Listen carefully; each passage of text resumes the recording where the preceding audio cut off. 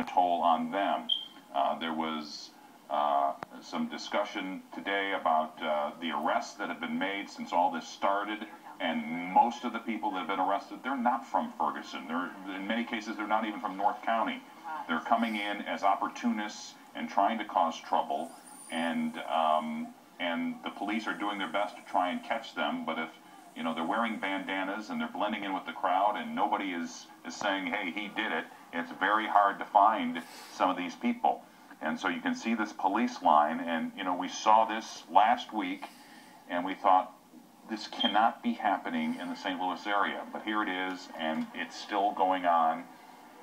Now 12:15 on this Monday morning, and this all started a week ago, Saturday afternoon, with the shooting of Michael Brown. There's going to be a news conference from Michael Brown's family tomorrow morning at 9:30, where they're going to discuss with Benjamin Crump, the attorney, who was also the attorney for Trayvon Martin, Trayvon Martin's family. They're going to discuss this autopsy that the family asked for. This is when that police line first moved in, and you can see some of the people that were throwing things and trying to defy police as they continued to move the line forward. To the left of your screen, you couldn't see it there, but that's where that McDonald's that we were talking about earlier was.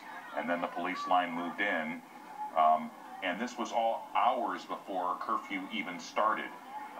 But now the curfew is in place, curfew from 12 a.m. to 5 a.m., and they're trying to get the streets cleared and trying to get them safe so kids can go to school tomorrow.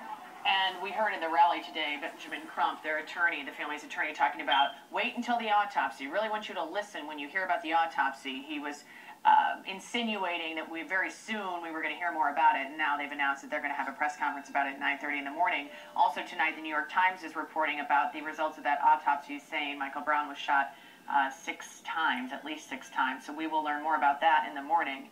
We did get confirmation that Highway Patrol Captain Ron Johnson was on the scene tonight, that he was there and he was at the command center walking around, that he was in contact, we're told, with a lot of the organizers of these protests and demonstrations that he's forged relationships with over the last couple of days. And he was involved with all of the law enforcement before the state police were appointed to be leading all of the enforcement as these protests continue. Let's get to Stephanie Diffin, who has just arrived at the command center and joins us now on the phone. Stephanie?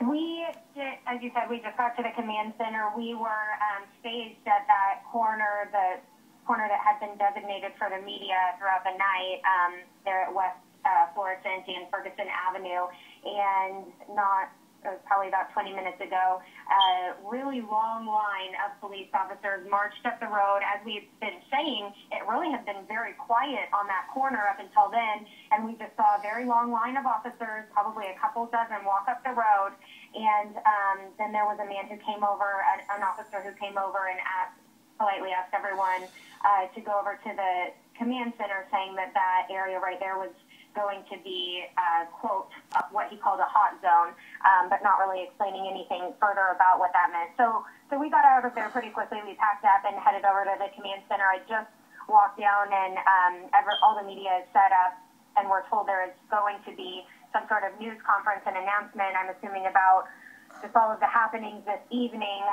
That has yet to start, but we are all, again, just getting ready for someone to come up and speak with us. Did they give you a timeline at all as to when they might be speaking to us? They really haven't. They just came and said that they were going to make someone available just as soon as they could.